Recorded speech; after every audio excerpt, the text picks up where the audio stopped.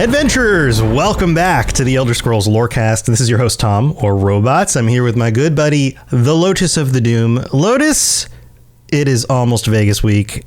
It is. We're a week away. Things are kicking off. We've got a big anniversary for Elder Scrolls today. Yes, it's happy 9th anniversary Elder Scrolls Online. Yeah, happy 9th anniversary. So if you have not jumped into Elder Scrolls Online yet, it is free right now. You just have to download it, set up an account, log in, and play. That's it. Yep. You play for Any free. Platform. Any Does platform. Not matter. Yep. Yep. So go do that. If you haven't played Elder Scrolls Online and you're wondering what all this lore is that we keep talking about, most of it now comes from Elder Scrolls Online. You can log in, you can play the game, you can go on quests and adventures. You don't even have to talk to another soul. It doesn't work like an MMO in that sense where you have to talk with other people. You can just go play the quests only if you want. And you might see other people running around and stuff, but you know, there's all sorts of good stuff. There's a bunch of Ghost Toadlet in chat. Toadlet. I should read the whole word before I talk. Is reminding us that there's 3 free event tickets every day, which gives you a bunch of cool stuff you can unlock.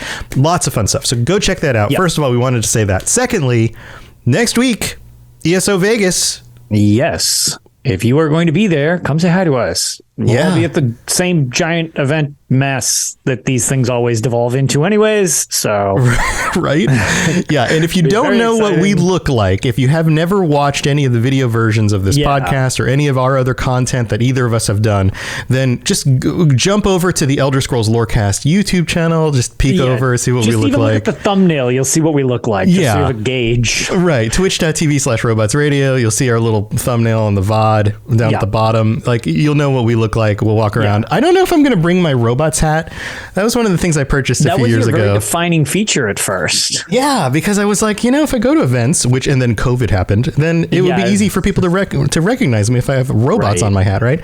But the hat is now, this is my second hat, by the way. And you can tell that it got worn because the white on the front is like yellowing from sweat and just like wear. Ooh. Yeah, it doesn't. I was going to give it away, and I was like, actually, that's kind of gross. I don't think anybody's going to want that. So I might bring the hat. I don't know if I've decided to do that or not. It's kind of annoying to wear a hat all day. I'm not really that much of a hat guy. Anyway, welcome back to the show. We'll be there next week. Jump in. Exciting things. Yeah, jump into the Discord. Look for the comments and notices about when we're going to do things like go out to dinner, or if people are just like, hey, I'm heading out tonight. Do this thing. This is where I'll be. Right. That's the thing. There are a couple organized things from previous ones or from any of these real events. If you've never been to some of these, because a lot of people I know this is their first one of these, if you're able to go. Yeah. And, I get it. It can definitely be a bit overwhelming to try to keep track of everything. But don't worry about it. People are just there to have fun as well. Yeah. And the community is, ironically, actually, I would say nicer usually in person than even online. Oh, very much so. Usually a selling point to the thing. Yeah. Right. But yeah, it's one of those things where people are just kind of doing stuff. So if you would like to also join for stuff, you're welcome to, but you don't ever have to feel pressured to do that. I mean, the biggest example where there was kind of like a funny little joke on Twitter from the, I guess, creator thing that a bunch of us went to that we'll be able to talk about soon on Tales of Tamriel. But when we were shown, some behind the scenes stuff that we'll be seeing in Vegas, and the pictures from later that night and the dinner were like shown, and everybody's like, good God, what is happening? That's like 55 shots. And the idea was, it was like, yeah, that was fine, but people came and went as they pleased. And it was like, people are just there to hang out. You never need to worry about like, oh, am I intruding? That's the point of these things, is to just have fun as a group. So if it's your scene, feel free to join. Nobody's going to like make you feel awkward. Yeah. So. It's a vacation. Everybody's having fun. If you want to go back to your room, do that. If you want to hang out and go to dinner with everybody, do that. The amount of people, of people, last ESO Vegas, my wife was good until like 11 p.m. our time, I guess. Well, 11 p.m. that time, which was like 2 a.m. our time. And she's like, I can't do this anymore. She's like, I have to go to bed. And I was like, that's totally fine. So like, time zones. Yeah. And everybody's going to have their own things. But there's the big event where everybody's showing up to see all the stuff that's officially going to be out there. And then there's going to be the, hey, we're going to hang out afterwards or whatever stuff. So just do what you want. enjoy the time there. And if you can't go, we will have stories for you. In fact, I'm going to pack up a laptop and a microphone, and Lotus and I can probably set up on like Thursday after the events, and we'll do like a recap of the stuff and that kind of thing. So you'll be able to tune in for that as well. Show some stuff from the event itself, like other than just photos and stuff, if we could do something while we're there. So that would be cool. Yeah. We'll figure it out. We'll see what we can do. But today we've delayed it. Talking about what we're talking about today. 11 minutes later. 11 minutes later, we're talking about Highrock. We're continuing our journey around Tamriel. We're coming from Hammerfell up to Highrock and past Daggerfall. Has this ever occurred to you that you have Hammerfell and Daggerfall? There's a whole lot of falling down happening. Yeah, people are dropping tools all over the place. It's very irresponsible on that side of the continent. Yeah, they can't hold on to things, I guess. Yeah. But hey, clumsy blacksmiths everywhere. Clumsy blacksmiths. But just a reminder, this is more about the locations, the physical locations and the places, and less about the culture. But as a reminder, the majority of Highrock is Breton, so lots of magic-y humans who live up in this area. Right. And a lot of... The other thing kind of to note on what you were saying there, very much we will not be focusing on all of the political stuff necessarily. This is, again, much more of the geography of the region, because if you're ever looking for political stuff, this is pretty much your region for it. If you dive into it, it is just like... The joke originally when ESO first launched was this is the Game of Thrones section of the map where everybody's just politically backstabbing each other. So it's like, if you want to look into that, absolutely, but that's kind of not what we're going with this time. Yeah, if you want Middle Ages European fantasy, this is the area. Your zone. Right. Lots of kingdoms and duchies and castles and different political intrigue and all of that kind of stuff. Yes. That's what most of this is known for. Also, spooky things like so it's got kind of that gothic flair in some of the locations as well. It does, which we'll get into, but the big thing is, like, compared to some of the other regions that we've talked about, this place I would consider overall relatively low fantasy as well. There's a couple places, like you mentioned, we'll get into like Rivenspire and stuff, where it gets a little more gothic vampires and vampire. But for the most part, this is much more of a grounded area, which to some, if this is your first experience to it, might seem a little generic medieval. But I personally like it because it contrasts well with the weirder, more alien, high fantasy type of thing. We talked about Auradon and, the Somerset Isles, or you go on the other side of the continent and we're talking about, Black Marsh or Morrowind, where it's like really weird. This is super not really weird by comparison. Right. Yeah. If you're looking for a place that feels kind of familiar to the real world, this is one of the places that is most like that. For sure. And it's mostly because these are where some of the Manish races have settled. At least you could say that. And because this is just north of Hammerfell, there's a little bit of that Redguard influence on the southern portions. You've got the Bretons. You've got an area that is, at least in the second era, where the Orcs have set up their homeland. So there is some diversity across here too. So here, let's go over the specific different sections. First, we have Glenumbra, which is the westernmost region of Highrock, and it's mostly this large peninsula. When you think of Highrock, think of kind of this arm that stretches out into the Western Ocean. That arm, that peninsula, is Glenumbra. And it borders a number of these other locations, which we'll mention in a second. And this is the place where you find like city-states like Daggerfall and Camlorn and the great cemetery of Cath Bedrad.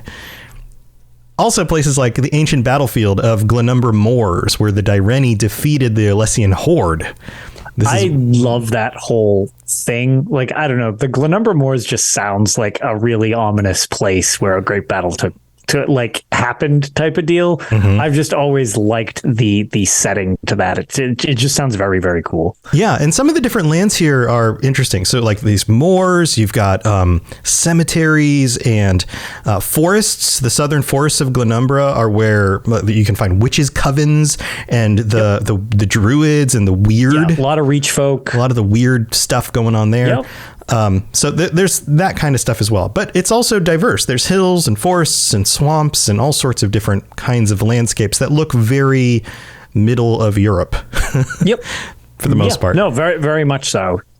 And then if we head over more to the east, we end up in Stormhaven, which is the central region of Highrock, and it's situated at the mouth of the Bialse. Is that how you say that? Bialse River? BJ. That's the best I got. OUL. That's as close as I was going to get. SAE? Bialse? Bialse would be what I would Bialse. Can we just call it the Beyonce? The Beyonce River. This is the Beyonce River. She's fabulous. Going to get a cease and desist order for molesting a child. Oh no! So it borders Glenumbra to the west and Ravenspire to the northwest. Hrothgar, Bankerai, those are the other locations. Yep. And the landscape consists in this area of rolling hills and lush floodplains, rocky outcrops, and ancient woodlands. So it's kind of similar to Glenumbra. I don't really draw too much of a distinction in my mind between these. No, two it's pretty similar. Also. Outcrops was the best slip of the tongue you said, because you said outcrops. Oh, did I say craps? Outcrops. Outcrops. Outcrops. I knew what you meant, and I was trying not to laugh and break your train of thought. It's just my Floridian accent. That's what it is. Outcrops. So also in this region is Alcaire, which is the celebrated birthplace of Tiber Septim. Yes. Which is a little weird because Tiber Septim is like the whole background on that is extremely highly convoluted. Nebulous. Yeah. So it's one of the places that is celebrated. There's a celebration day and all of that about Tiber Septim. But you got a lot of farming and fishing and those kinds of things going on here. Anything else notable in your mind about Stormhaven? No, it's really just picture medieval Europe, and we've covered it so far. Yeah. It's really it's kind of standard Ren Fair attire in a zone in game. Right. So if we head north of there, we get to Rivenspire, and Rivenspire this is a little weird. This is like Halloween Town, sort of. It really kind of, it's funny you say that because that's sort of what I think. I was like, okay, so this is just like where everything goes to literally die. All the get trees, resurrected. Yeah, all the trees look kind of barren. Everything looks like it's just constantly in this state of like winter, but not really winter yet. It's like that period, I guess, if you're not from like where you have all 4 seasons, but in New England we do. So hopefully I'll make a reference. One of the things, if you go a little bit to specifically Vermont in New England, there's a thing called stick season in which it's not winter. It's muddy because it's thawing, but nothing is grown yet. So all the trees literally just look like sticks, and there is just like no grass yet. It's just kind of like this muddy, melted snow, but it's not ready to be spring yet. Yeah, skeleton trees. That's what so growing up in Florida, we have 2 seasons. We have summer, which is like, oh my God, it's like half the year is like just hot and wet. And then we have not summer, which is sometimes cold, maybe a few times gets into almost freezing. And then for the rest of it is just kind of pleasant. There you go. So there's summer and not summer, but being in the trees in Florida are very confused. They don't know when to lose their leaves because the weather's so weird. Okay. So some of the trees will lose leaves, but most of them don't. And it's all very confusing. So when I was a child and we'd go on vacation, we'd drive north out of Florida, we would end up like in the fall seeing, trees that have lost their leaves. And as a little kid, I asked my mom, and of course this is one of those things she remembers and reminds me of all the time, but I said, Mom, what are those skeleton trees? Like I didn't, because they looked like skeletons, like trees without their skin or something because no leaves. Anyway. Yeah. And actually, as Gwen the Bard from chat actually mentions, it's the other side of it. It's just November in game all the time. That's pretty much just like late November. Here it is. Here's Rivenspire. Right. So Rivenspire, but it's also cloudy and it's got that kind of dark and dingy kind of air to it. Yes. Everything's a little bit spooky, and it's got a creepiness to it. Yeah. It kind of perpetuated even more so by if you play any of the dungeons in Elder Scrolls Online, they all have a similar type of feel as well that kind of carries it on. So I think that's part of why I like Elder Scrolls stuff so much, is that there's so much varied of the creepiness. I mean, even though everything is varied, there's still that like, you're going to find a place with a bunch of dead things and a bunch of old Eerie's architecture. Actually, from Piper and chat's a very good way of explaining it. Eerie's a good adjective. Eerie, yep. So this region, Rivenspire, contains city-states like Shornhelm and North Point and the infamous Crypt of Hearts. Yes, the Crypt of Hearts, which has been in so many Elder Scrolls games. Which most people don't realize exactly how many Elder Scrolls games the Crypt of Hearts has been in. 3, 4? It has been in, so it was in Shadowkey. It was in, I actually don't know. Arena? It's definitely an Arena. ESO, Shadowkey. But not Daggerfall. I don't think it's in Daggerfall. I don't know because I haven't beaten the story yet. I don't believe you go that far. Yeah, I'm looking right now, and I don't see it listed for Daggerfall. So I think it's 4. So it's a little bit outside the range of that map. Yeah, it's pretty far. It's like Labyrinthian, where you just keep going there. Yeah, we just keep going back. Yeah, Crypt of Hearts is a very, very visited place. Mm-hmm. This location also includes the Doom Crag. Yeah, which is very cool visually in ESO. The Doom Crag. Yeah, it's tied to the Ayleids. This is a massive Ayleid tower, and for the most part, we think of Ayleids, we think of Cyrodiil, but they actually spread out as far north as Rivenspire and created a thing called the Doom Crag, which is my new hardcore band. Nice. So I'll be looking for that on Spotify. Doom Crag. We are Doom Crag. And no, I'm going to have like fake European accents too. It's a Northern European hardcore band. Oh, good. So then you can be offensive as well. Und we are Doom Crag. Jesus. Yes, and nobody will love us. It's so metal that everyone will hate me for it. Also, you can't get more metal than that. That was a real misdirection in accent. It's not when you're. It was a little more German than Northern European. I was like, wow, that was not the direction I thought that. It's Germans who are pretending that they're from Norway. Perfect. I've got a whole backstory for Doom Crag. Utopia Doom Crag. Rock and roll heavy metal, bang your heads. I don't think there's a single person who isn't let down by this. That's our first hit. Rock and roll heavy metal, bang your heads. That's the full title of the song.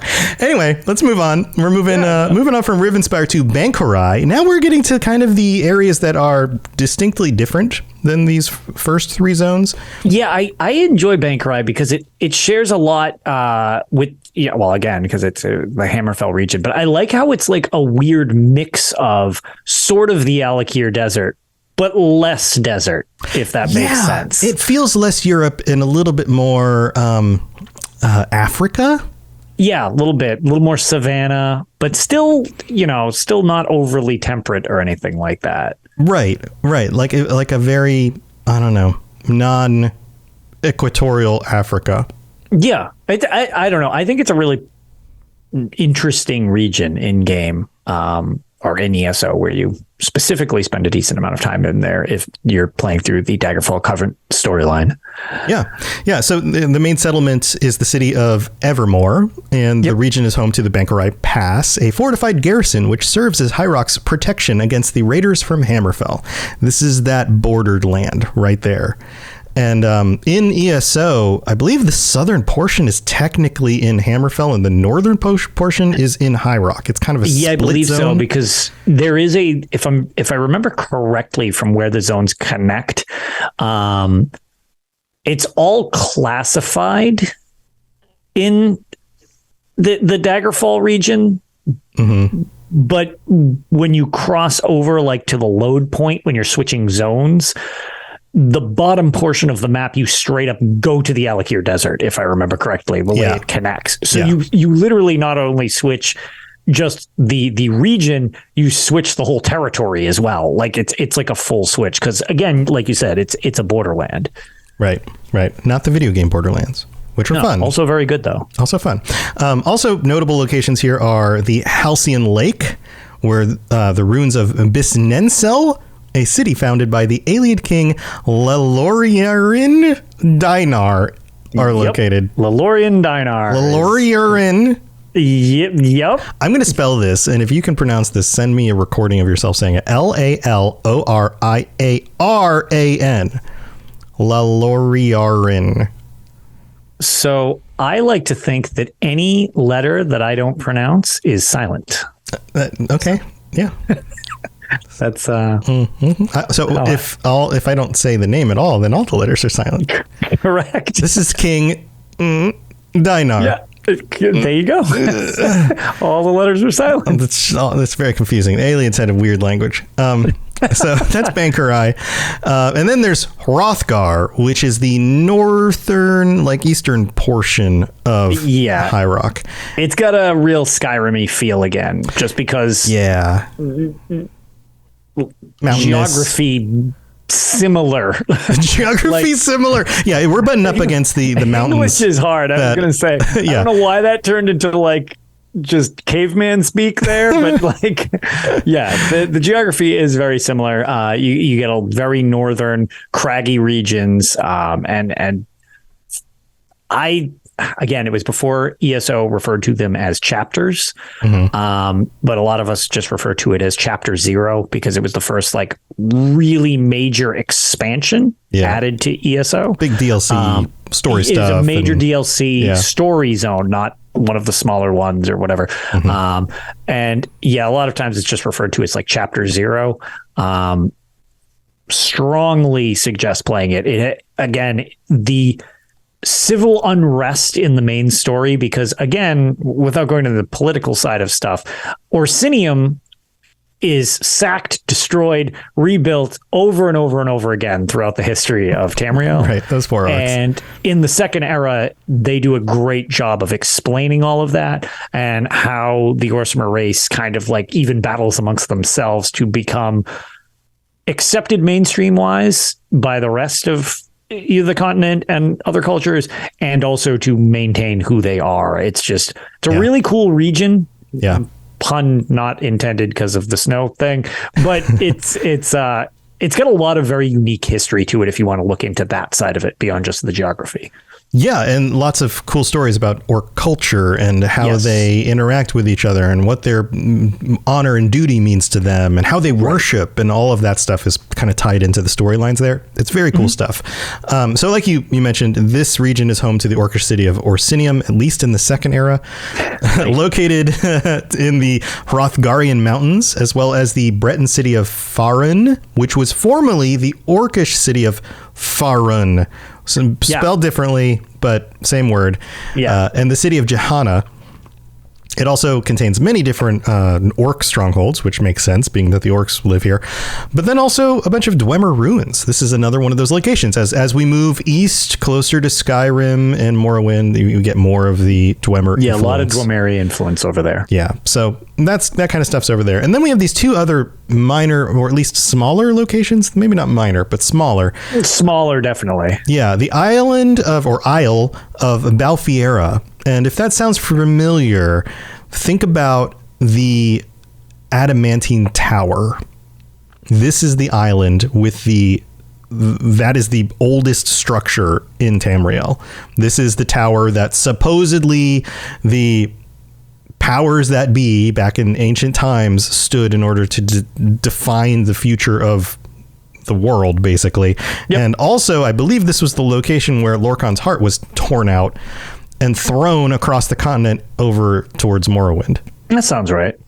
So that all supposedly happened here, and this tower is still standing. It's one of go back to the tower episodes if you want to try to understand what the towers mean and why they're important. And this is the oldest one, and it's also the model for many of the other towers that you find. It's kind of the progenitor of that whole concept. So that exists here. It's a little island in the middle of the bay, kind of, you can see it from ESO. It's also in ESO now. When you start a new character, this is where you start. The whole beginning stuff was revamped. Like, yes, it used to be very different. Your starter thing from here. So I've been told, because I actually don't have a character that has ever seen this. Yeah, I started a new character after they updated it to check it all out, and it's very cool. You've got these like halls and these portals, and the geography of the island is very cool, and then just like the building itself looks very ancient and yet very kind of elven almost, but not elven. It's an interesting location. If you haven't been here, I recommend starting a new character just to go look around and kind of experience what is going on. I think it's one of those things a lot of people miss because they don't necessarily understand the importance of the location when they're starting a new character, and they're like trying to figure out, okay, well, which portal do I want to take, and how do I want to equip myself, and all of that. So it's worth playing through. Go check that out. Also, the island of Breton, which is green and forested, and it's situated to the south of Glenumbra. In the Second Era, the island was conquered by the Stone-Tooth Orcs, who renamed it Betnik.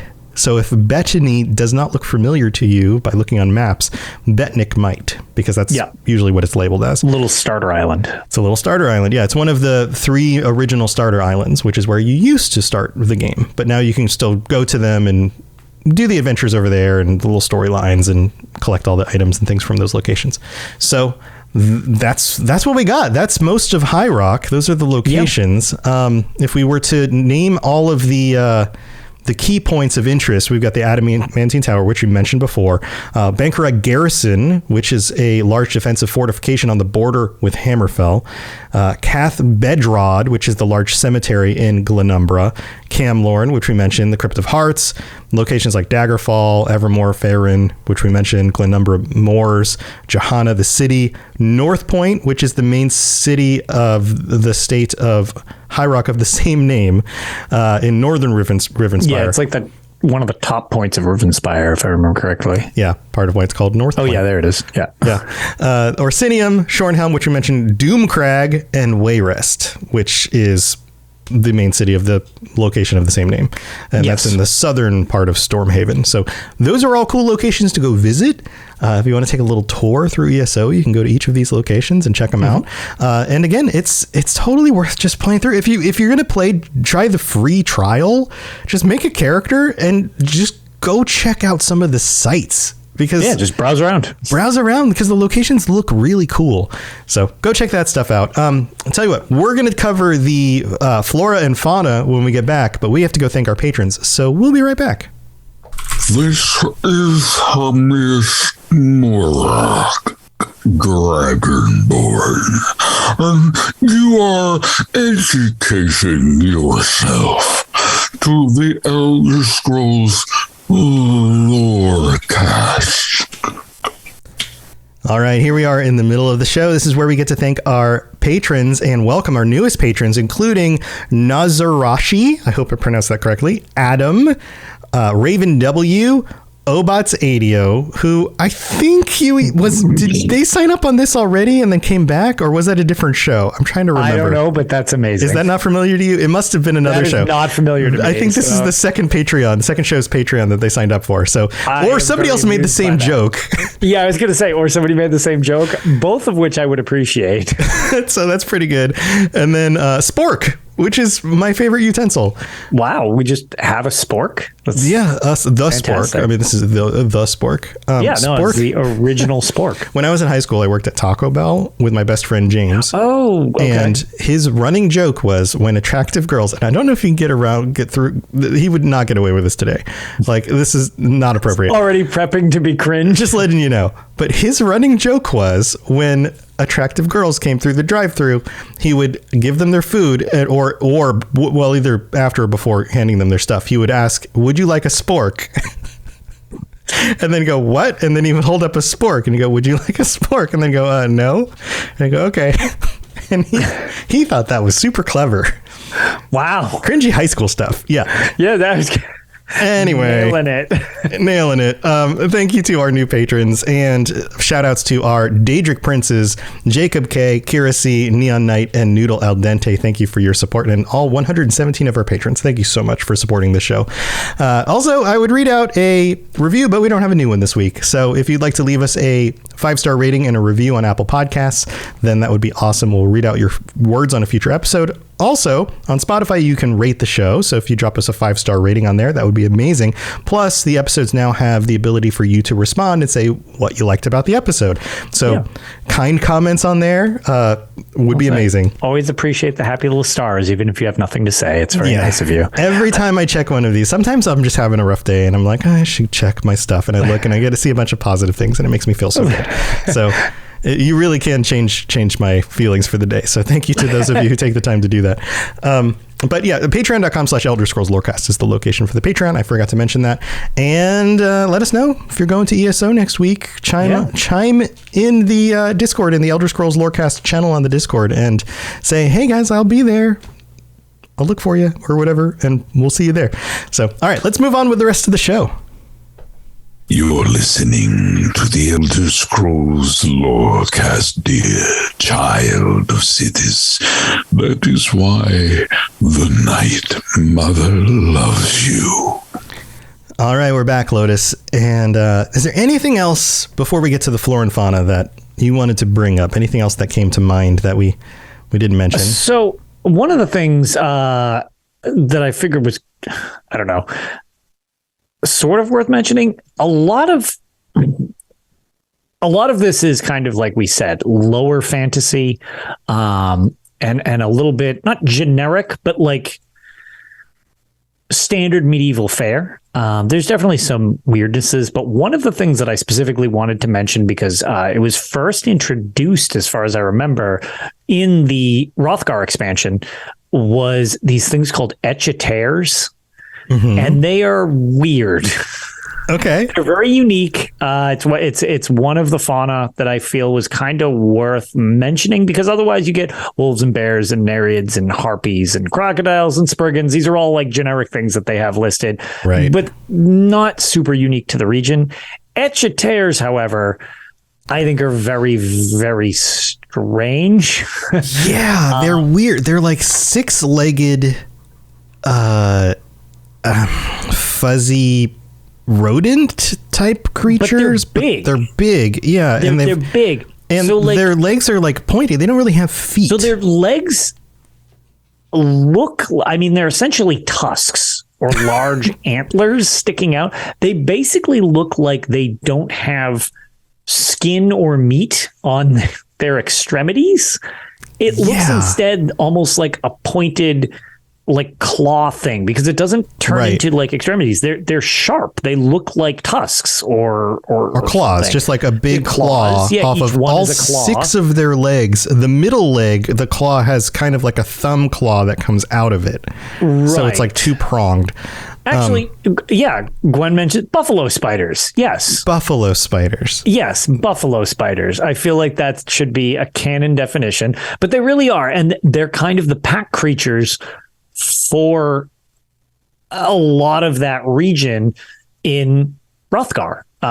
So they're very common amongst the orcs. They're kind of their pack animals. They're like their buffaloes or their cows. Or right. Some of their faces have tusks. Some of them have like a line of fur, kind of like a mohawk running down their backs. Yep. Some of them have like a triceratops style, like plate, bony kind of plate on the top of their head. Yeah, exactly. Yeah. But they're pretty unique. And I have long joked that there is every single mount and pet under the sun in Elder Scrolls Online you can get. And somehow these things have still not become a mount. And I'm like, just seems like a given. Some of them are pretty big too. Like some of them are big pretty enough. Huge. Maybe you just can't tame them to ride on them. Yeah, I was going to say, I guess I've never seen anybody riding around on them. Yeah. But I felt those were really the only creature that was super worth mentioning, because it is pretty unique to that region. Yeah, that is the most unique creature. Otherwise, you get a lot of these like common, like real world creatures you'd see in a place like the middle of Europe, like wolves and bears. Exactly. Or some of the stuff I had mentioned, like their standard fare fantasy things like harpies, or I mean even spriggans. It's like sure, it's like they're horkers. you got horkers and rikers, classic horkers, and even some crocodiles in some of the little swampy areas. Yeah, you get those in the Glenumber Moors and stuff like that. Right, right. So that's most of the creatures, most of the animals, the fauna. The flora is fairly diverse. You have, like we explained before, a lot of the general flora looks like, again, like kind of mostly European, like the kinds of trees you would see in a more temperate, more northern climate, and hills that are covered with grasses and some bogs and things like that. But there's some special, more ESO based craftable items, things like moth nettles and clickweed and red coldberry leaves and yellow clover and brandelion. I think that's how you pronounce that. And Stendar's wort and all of that kind of stuff. So there's a variety. I knew what a clickweed was because I was looking into it because that sounds weird. And there's no, it's referenced, but there's actually no specific photo of what a clickweed is. Yeah, it says it can be used in potions to cure illnesses. Maybe we'll have to run around and look to see if we can find one. I want to pull up a clickweed and update the wiki. But you not only have this kind of stuff and like trees and those kinds of things, but lots of wildflowers and a lot of that kind of stuff that you would see all over the place. I'm not sure if there's too much else to note here other than you've got like spriggans, and there's a lot of that like nature magic stuff from the areas with like the druids. Yes.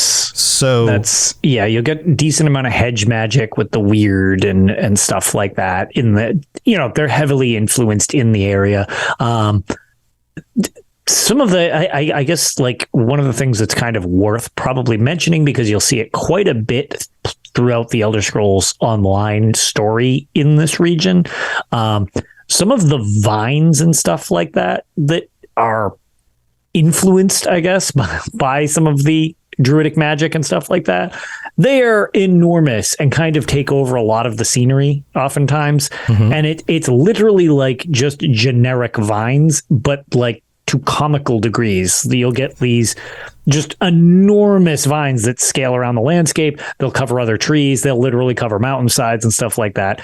And that oftentimes, I guess, as a defense, I suppose, if you're using magic for them, they have like thorns that you would see on like a rose bush or something like that. Except again, they match the ridiculous size of the vines. So they just look like giant swinging death traps. Yeah. Thorns the size of your entire head. Yeah, exactly. Right. Yeah. So those are always kind of, I don't know, it's kind of interesting because you'll see them sprawled out across over portions of the landscape and stuff like that. So those are not wholly unique, but pretty prevalent, especially in like Glenumber and stuff like that. Right. Yeah, that totally makes sense. So that's most of the flora and fauna. The rest of it isn't super interesting. The other thing that is notable about this region is, well, I guess two things. First of all, because this region is so human-centric, mannish-centric, I guess would be the right way to say it in ESO terms. A lot of the words just read like words from our own English vocabulary. So you don't have, like we mentioned with some of these other locations, you have like the languages that were used by the locals, and then you have like the imperial versions of them, which are these like Anglicanized words. Here's our version of what your name is. It's like, thanks. Yeah, you don't get a whole lot of that in these regions because it's all very common and comfortable and very English to like some of these regions look like they are just set in England or a place like that. So you have that. And then along with that, you have the architecture of these regions, which tends to be very European looking.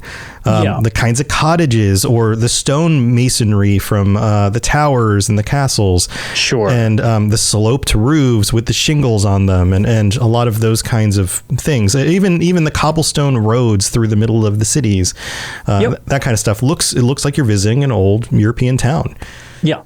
So if you're into that kind of stuff, it's particularly cool to just go around and take a look at these places, because being an American, we don't have cities that are older than really 100, 150 years, 200 years at the outside oldest, of where most I live, places. Like in Boston, it's as old as it gets. And that's still only like colonial times. Right. Yeah. This is 250, 300 years at the most, but a lot of that 300-year-old stuff just isn't around anymore. Right. Or it's like very refurbished. Yeah. Like, this is basically a new veneer over it to make it look like it because it had decomposed. Right. Yeah. So, in Florida, we have St. Augustine, which is the oldest, that's technically the oldest continually settled city in the United States, I believe. Oh, neat. Because there were older ones, but they disappeared and terrible things happened, and then they had to get all sorts of different things. I was going to say they had to get resettled. But the old parts of St. Augustine are like just a few blocks in the center of the city, and it's cool. I mean, it was an old Spanish settlement, and it's got some cool old stuff there, but not nearly. I mean, I've fortunately had the fortune of being able to travel in places like different places throughout Europe, and I haven't seen a ton, but what I have seen is just mind blowing to somebody who comes from a country that's really only a few hundred years old. Some of these locations and are just beautiful. In fact, I think I mentioned this on the show before. I got a chance to go to London, and we were in one of the old locations. And at that location and it's labeled the oldest door in the UK or something like this. All right. It's basically what the equivalent of a broom closet in Westminster Abbey, I think. But the door hadn't been replaced for hundreds of years. So it's just this. It's a really old wooden door that looks hundreds of years old, and it just has never had to be replaced. And interesting. I love that kind of stuff. I'm just like, oh my God, can you think how many people have opened this door? That's amazing. Right. So anyway, if you're into architecture and those kinds of things, walking around in some of these areas is really cool. And then if you like the more gothic-y kind of spooky stuff, then heading up to Rivenspire is the place to go see all of that stuff. Yeah, like we had mentioned with the vampire stuff. Also, there's a decent amount of werewolf influence throughout the storylines as well. That's probably the most common version of both of those, I would say, throughout the Elder Scrolls Online base game, at least. Yeah, and there are parts of this that kind of butt up to the Reach, because we're bordering on Skyrim, so you have the Reach folk influence in the culture here in certain places, and then of course the Druids and all of that stuff. It's really a cool complex combination of stuff. You have the high nobility, you've got this almost like a caste system going on with the locals, but then you also have the spooky locations and the Druids and the magic-y stuff because they're all Breton, and it's such a cool area. And there's I don't know if you can tell, but I feel like these kinds of zones are, I like the alien stuff of the other places, but there's something about the way that these things feel grounded in kind of our own culture and mythology. So one thing that I always like to kind of say, and it's like one of the things, I guess will kind of be our last little tangent before we close things up, but like one of the things that the Elder Scrolls 4 Oblivion kind of got knocked a bit by, they were like, well, it's just medieval Europe. Like, right. That's just, right. And this is even more so, like this is sort of just medieval Europe with some twist to it, or whatever. But I don't know. I personally find that the overall world of the Elder Scrolls is enhanced by having these grounded things to match against the weird stuff, because juxtaposed against each other, each one kind of makes it feel very normal. And then the weird seems even weirder. So like, I feel like it actually, each one kind of helps each other, and neither would be as effective without the other, personally. Yeah, it's the same reason why some of the games that have come out that are just focused on very strange and alien worlds, they don't resonate as well. Whereas something like Skyrim, again, which is just kind of like Northern Europe in its geography, and even the cultures, the Nordic culture is very similar to Viking culture and all of that. Viking culture. And so, yeah, absolutely. Sure. But it makes it, reachable. It gives you an intro point that feels familiar. So when you do stray into the weird stuff, by what you're saying basically is the contrast makes it even more interesting, but you have that home to go back to. It's right. An introductory in. It's one of the reasons why J.R.R. Tolkien puts you in Hobbiton at the beginning of The Lord of the Rings, is because Hobbiton feels like the Shire, feels like the kind of place that he was familiar with. These little homes and these little farms, and it feels very natural and regular. And then when you stray into the world of the elves or the sinister world of all the dark spooky creatures and those kinds of things feel so much more alien in contrast to that. Yeah, and I personally just in general, because this is, my favorite series, as well as just like, IP in general. This just happens to long have been my favorite throughout all the games. And the thing that I like about the world that's been created is it has so much to it. It's very hard to get, like, if you ever get bored of a setting, you can find another setting and still not even leave this type of, like, you don't need to go to another story or another fantasy world, because it's all in here anyways. Right. It's just a corner of the same world. Yeah, exactly. So that's kind of why I like the fact that there's just, regardless of how normal it might be or how weird it might get, I like that it's all kind of the same thing. So, I don't really jump around as much as others do sometimes. And I think that it's just, there's so much that this series offers, and that's helped by the fact that you do have these more grounded areas to match against the more alien ones. Yeah, it's true. It's true. So I think it's a cool zone. I think it's I do. I actually like it quite a bit. Yeah. And I enjoyed when we went back to storylines about like the vampires and stuff. Say what you want about vampire stories in general and how they're all kind of cookie cutter in certain ways. Definitely not my favorite in general, but I actually feel there's a decent amount of well-constructed ones in this. Right. But just some of the locations, even just like being like going along with the storyline, just to go see some of the cool places you go. And some of that stuff is particularly interesting to me. So anyway, we'd love to hear your thoughts on this zone, on Highrock, and any of the other ones we've talked about. So feel free to chime in on the Discord and let us know. And thank you, chat, for being here. It's time to wrap up. We're going to be in Las Vegas next week. So I'm going to do my best for us to be able to record and post a regular episode. If I'm not able to edit it and get it all ready in time, it may be a little bit delayed from when we normally do an episode. So, have a little bit of patience there. We'll have something up at some point. On exactly what the situation is when we get to Vegas. Right. So we'll have to figure it out as we go. But that's the hope. And definitely tune in. And if we don't get an episode out on time, know that one will be coming, and you'll at least hear from us and all the hype about all the cool new stuff coming. So we'll be talking about that for sure. So Lotus, anything else you got going on? No, I guess from my side of the thing, same kind of goes for Tales of Tamriel. We had our kind of catch up thing this last episode where I talked about the previous two conventions that I was at between PAX East and what little I could say about my trip to San Francisco.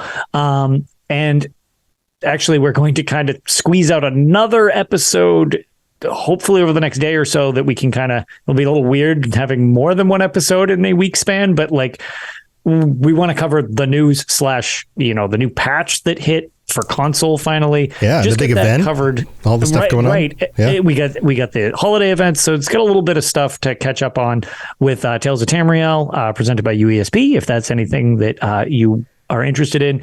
And then if all goes well, we should hopefully have an episode to release as a keep up while we're in Vegas. But that's saying that technology cooperates and doesn't blow up while we're in Vegas, and I don't have access to this stuff.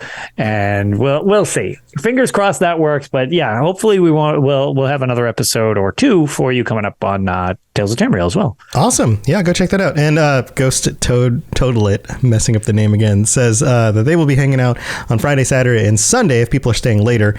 We're flying out like Friday morning. So I am leaving Saturday, so I will be there for the Friday scenario. So I was going to say.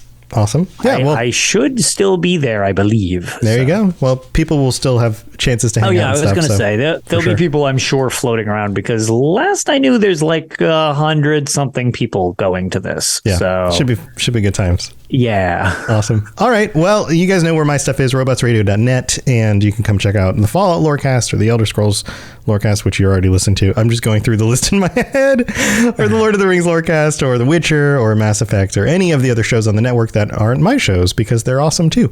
So go check that stuff out if you're looking for new podcasts, and we will see you hopefully next week. Otherwise, we'll get an episode out as soon as possible. Yep. And until then, stay safe out there. We'll see you soon. Bye, everybody. Thanks for joining us. We'd love to hear from you. You can reach me on Twitter at robots_radio or Lotus of Doom at Lotus of Doom. Also, you can join us on the Robots Radio Discord channel. You can easily just search Robots Radio Discord on Google or check the description underneath the podcast. Also, this podcast is recorded live every week on Thursday nights, 9 p.m. Eastern, 6 p.m. Pacific on the Robots Radio channels on Twitch, YouTube, and on Facebook. So just search Robots Radio on any of those platforms.